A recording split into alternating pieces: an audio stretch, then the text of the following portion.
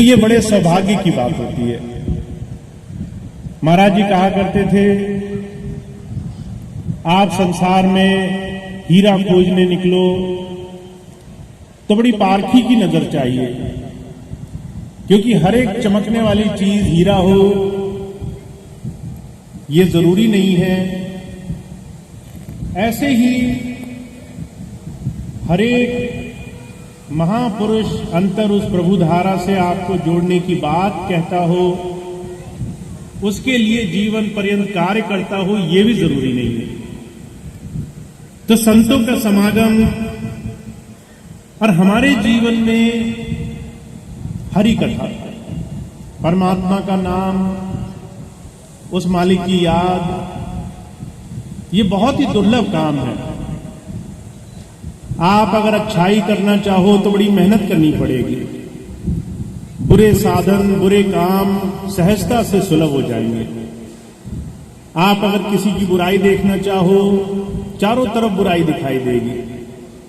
अच्छाई देखने के लिए बड़ी मेहनत करनी पड़ेगी। आप अगर जीवन में किसी भी अच्छे रास्ते पर चलना चाहो तो आपको बड़ा प्रयास करना पड़ता है। अच्छे रास्ते पर चलने के लिए बड़ी कोशिश करनी पड़ती है। ये इस वक्त संसार की अवस्था है। हर एक इंसान अधोगति की तरफ, अपने विनाश की तरफ, अपने निचले स्तर की तरफ जा रहा है। ऐसे में जब हम चारों तरफ दुनिया में नजर मारकर देखते हैं तो त्राही त्राही मची है। किसी भी इंसान से जाके बात करो तो वो तकलीफ में है, परेशानी में है, शांति का, सुख का किसी को एहसास नहीं है। ऐसे में महाराज जी कह रहे हैं, अगर आपको ऐसी स्थिति में सही रास्ते में उस प्रभु की याद करने का मौका मिल जाए, कुछ ऐसी व्यवस्था बन जाए कि हम चलते फिरते समर्पण से उस प्रभु के, उस परमात्मा के आश्रय हो जाए, तो ये बड़े सौभाग्य की बात है। और जब कोई ऐसे समागम में, ऐसी हरि कथा में धीरे से अपने जीवन में एक सहारा ढूंढ लेता है, तब जीवन में हमें सफलता हासिल होती है। तो हम बड़े भाग्यशाली हैं। और इसलिए भी क्योंकि हमारे जीवन में हमें ये रास्ता एक सही समय पर, एक सही साधन के द्वारा मिल पाया है। पर महाराज जी कहते थे, साधन मिलना कई बार काफी नहीं होता। आपके सामने दुनिया की तमाम सुख सुविधाएं रखी हों, पर जब तक आप उसके सहारे जीवन जीना नहीं शुरू करो, उस सुख सुविधाओं का लाभ लेना नहीं शुरू करो, तब तक वो तमाम सुख सुविधाएं रखी हैं, बेकार हैं, उनका कोई लाभ नहीं है। ठीक उसी तरह से हमारे लिए, हमारे जीवन में ये तमाम व्यवस्थाएं जो किसी संत के, किसी महापुरुष के माध्यम से हमें मिल गई हैं, चाहे वो नाम मिलना हो, सत्संग मिलना हो, सेवा के साधन मिलना हो, जीते जी दैनिक दिनचर्या में उस प्रभु को याद करने का तरीका मिलना हो, जब तक उसे अपने जीवन में अपना नहीं लें, उस पे अभ्यास नहीं कर लें, उस पे अपने जीवन को चलाना नहीं शुरू करें, तब तक हमारे कष्ट और परेशानियों से हमें छुटकारा नहीं मिलता। तो महापुरुषों का संसार में आना सिर्फ हमें अभ्यास से जोड़ने के लिए होता है। और जो इस बात को समझ गया है, वो फिर बाहरी रूप से, बाहरी कारणों से महापुरुषों के साथ जाकर नहीं जुड़ता। आज आप देखो, हर एक बाहरी रूप में जुड़ने को हम संतमत मानते हैं, हम अध्यात्म मानते हैं। किसी महापुरुष के चरणों में हम झुक गए, कहीं दान दक्षिणा दे दी, कहीं जाकर के व्रत उपवास कर लिए, कुछ और साधन अपना लिए तो हमें लगता है कि इससे हमारे जीवन में सुख शांति आएगी। पर जब जब हम संतों की शिक्षाओं को समझ लेते हैं तो हमें अपने जीवन में आंतरिक रूप में उनके शब्दों को अपनाना होता है। वो हमें हमारे अंतर में बदलाव और जुड़ाव की स्थिति बनाने की बात कहते हैं। महाराज जी कहते थे, तुम अगर मेरे पैर को हाथ नहीं लगाओगे तुम्हारा कुछ नुकसान नहीं होगा, पर तुम मेरे पास आए और तुमने ये बात 2 घड़ी के लिए नहीं समझी कि मेरा और तुम्हारा मिलना क्यों हुआ है और मैं तुम्हें क्या देना चाहता हूं, तो तुम्हारा मेरे पास आना बेकार हो गया। तो संतों के पास जब जाएं, इस बात की धारणा, इस बात का ध्यान हमारे दिलो दिमाग में होना चाहिए कि वो हमारे अंदर से बदलाव करने के लिए आता है। हमारे मन का, हमारी आस्था का, हमारे जुड़ाव का उस प्रभु के साथ मिलाप कैसे हो, अंतर कैसे जुड़ा हो, इसके लिए अगर हमने क्षण भर भी उसके साथ समय गुजारा है तो हम चाहे दुनिया के किसी कोने में भी हों, किसी भी अवस्था में क्यों ना हो, हमारे लिए वो छत्र छाया का काम करता है। इसलिए ये बहुत जरूरी है, जिसने गुरु नाम लिया है, जो शिष्य बन गया है, जिसे गुरु की दया प्राप्त हो गई है, वो इस बात को समझने में ज्यादा समय गुजारे कि गुरु से मिलना कैसे लाभकारी होगा। हम गुरु के पास गए, कैसे लाभ मिलेगा, हमें उसे दर्शन करने का मौका मिला, कैसे लाभ मिलेगा। तो महाराज जी 2-3 आसान सी चीजें बताया करते थे। अगर आप आज उन चीजों को समझ लें तो आपके जीवन में चाहे आप कुछ भी करते हो, आपको उसका असर दिखाई देगा। पहली चीज महाराज जी कहते थे, संतों के यहां ऊंच नीच का कोई रिवाज नहीं होता, सब एक बराबर होते हैं। कोई बड़े गंदे से कपड़े पहनकर आया है, साधारण वेशभूषा में है, वो भी उतना ही जरूरी है जितना कोई राजा महाराजा। सबके लिए एक ही साधन वो देने के लिए आते हैं, कोई ऊंच नीच नहीं है, वो बराबर है। इसलिए महाराज जी कहा करते थे, जब कभी भी किसी महापुरुष के दर्शन करने जाओ तो नजर नीची मत रखना, आंखों में आंखें डालना और प्रार्थना करना। अगर नजर नीची हुई तो मन विषयों की तरफ भागेगा, आप छोटी छोटी चीजें मांग के चले आओगे। कभी कहोगे कि मेरी तकलीफ है, शरीर दुख रहा है, कभी कहोगे मेरे मुकदमे चल रहे हैं। और ये तमाम चीजें जब हम मांगते हैं, एक जो बड़ा बहुत भारी मौका हमें मिला है, उसे हम बहुत हल्के में, बहुत ही साधारण रूप से गुजार के चले आते हैं। तो महाराज जी तो बहुत जोर देते थे कि भाई आप संतों के पास चले गए, उनके शरीर को, उनके पैरों को, उनके चरणों को हाथ लगाने से वो सुख नहीं मिलेगा जो उनसे प्रार्थना करने में मिलेगा। आंखों में देखना और प्रार्थना करना पहली चीज।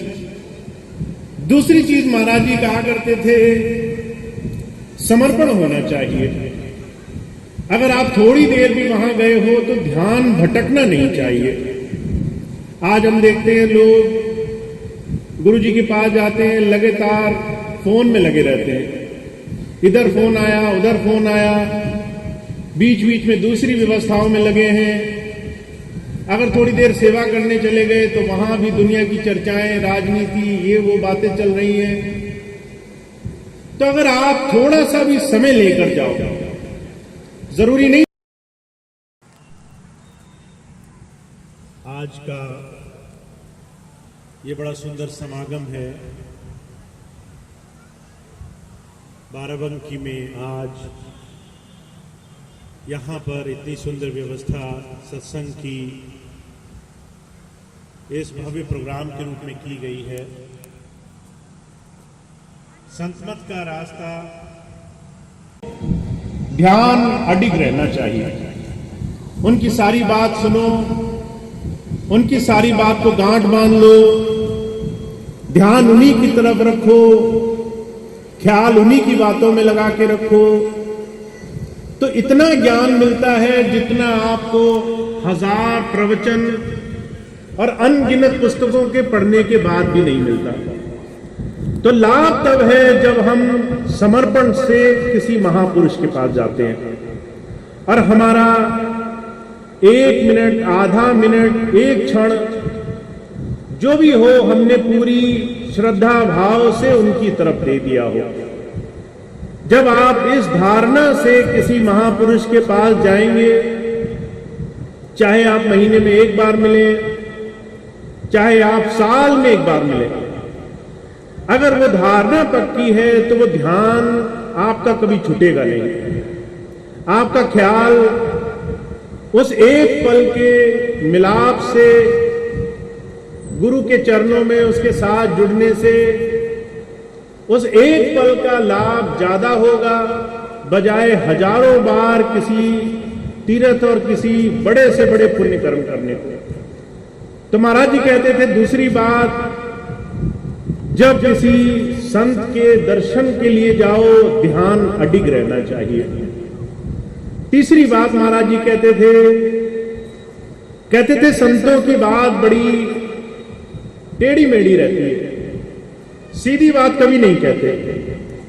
आप उनसे कहने जाओगे मेरा काम बन जाए, हो सकता है वो कुछ और ही बोल बैठे।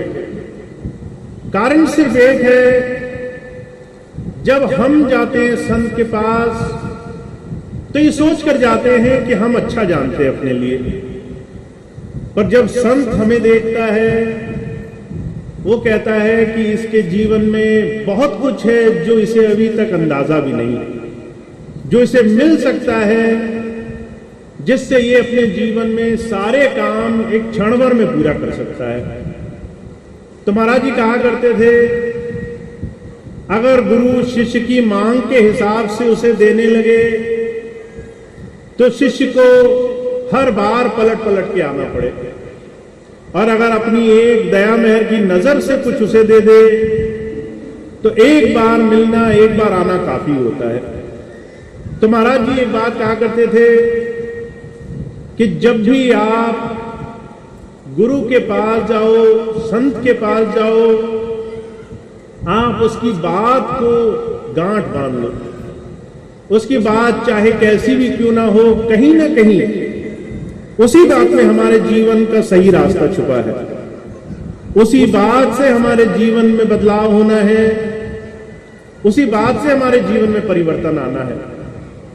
कई बार मैं ऐसे लोगों से मिला जो बहुत कोशिश करते हैं कि हमें जो रास्ता हमने पढ़ लिख रखा है, हम जानते हैं, हम पहले से सोच के आए हैं, वही चीज हमें मिल जाती है। और इतना तमाम चीजें सोचने के बाद भी जब वो बात नहीं बनती तो उन्हें बड़ी परेशानी होती है। वो बार बार कहते हैं कि हमने तो ये काम मांगा था, ये काम भी पूरा नहीं हुआ। पर वहीं पर उनके जीवन में अगर 1000 चीजें सुलभ हो जाए, 1000 परेशानियां दूर हो जाए, जीवन की 1000 परेशानियों का इलाज उन्हें मिल जाए, तो वो लाख कोशिश करके भी उन तमाम चीजों को उसका आकलन नहीं कर सकते, उनका मूल्यांकन नहीं कर सकते। तो महाराज जी कहा करते थे कि जो संतों की वाणी है, उनके जो वचन है, उनमें बहुत बड़ा राज छुपा होता है। और जब हम गुरु की बात को, एक महापुरुष की बात को जीवन में आचरण में लाने की कोशिश करते हैं तो बहुत बड़े बड़े बदलाव हो जाते हैं। तो बहुत कुछ करने की आवश्यकता नहीं है। प्रभु भक्ति का, संत मत का रास्ता बड़ा सहज मार्ग है। इतना आसान रास्ता है जितना आसान दुनिया का कोई रास्ता नहीं हो सकता। पर जब जब हम अपनी पीठ पर सारा बोझ उठा करके अपने तरीके से साधन करने की कोशिश करते हैं, तब हमारे लिए ये दुनिया का सबसे मुश्किल काम बन जाता है। महाराज जी एक छोटा सा आकलन किया करते थे। कहते थे अगर तुमने ट्रेन की, रेलगाड़ी का सफर करना है, खूब सारा सामान घर से लाए हो और उसको सर पे उठाकर घूम रहे हो, वो बोझ तब तक तुम्हें तकलीफ देगा जब तक वो तुम्हारे सर पर है।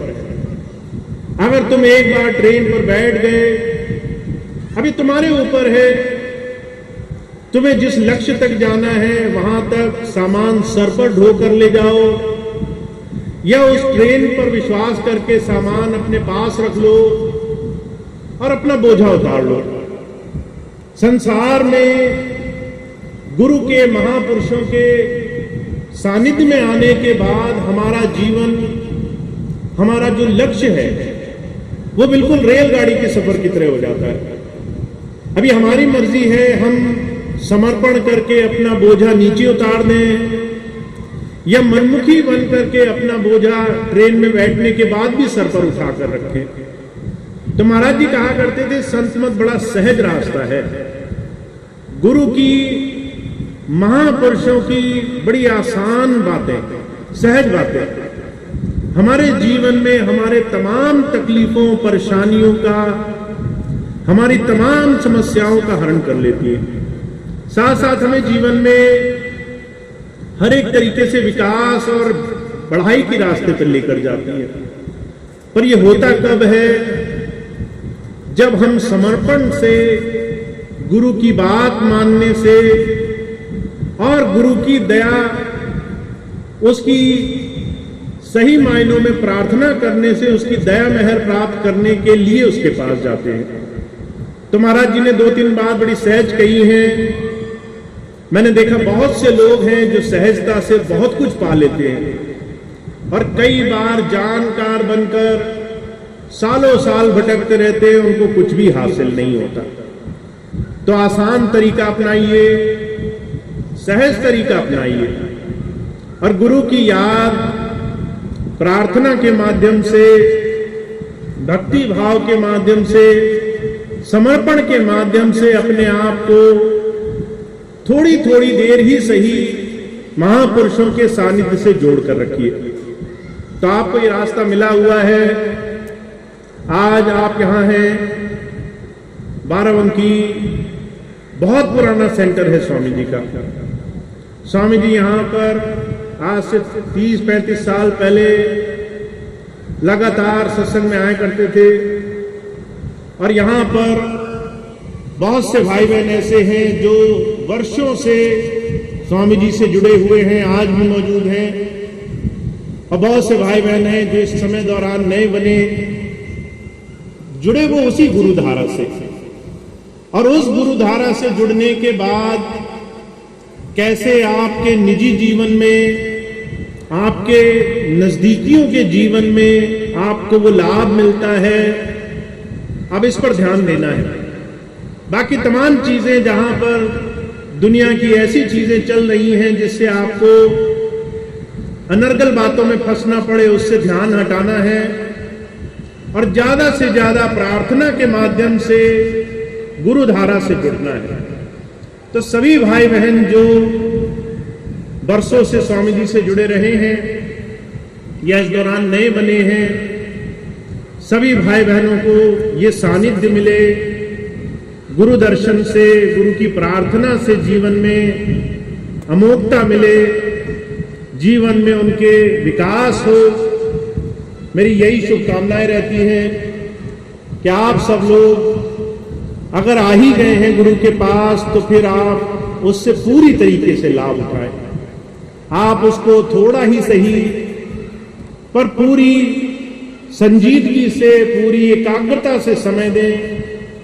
आप अगर उसकी बात को अपने मन मंदिर में बिठा लें, उनका अनुसरण करें, तो चाहे कितनी भी विपत्ति हो आपके जीवन में, हर एक काम आसानी से और बड़ी सहजता से बनने लग जाएगा।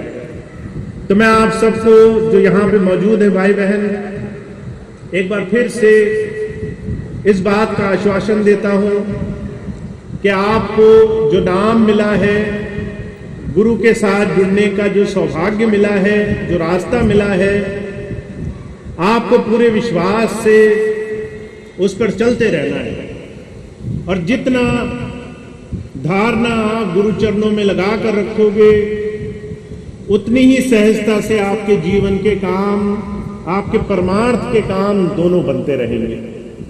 तो मैं इतनी बात कहूंगा, आप सभी का, जो भी भाई बहन आज यहाँ मौजूद है और इस संत समागम में, इस गुरु चर्चा में भाग ले रहे हैं, उन सबको स्वामी जी की दया मेहर से लाभ हो, खूब खूब उनको अंतर सानिध्य मिले।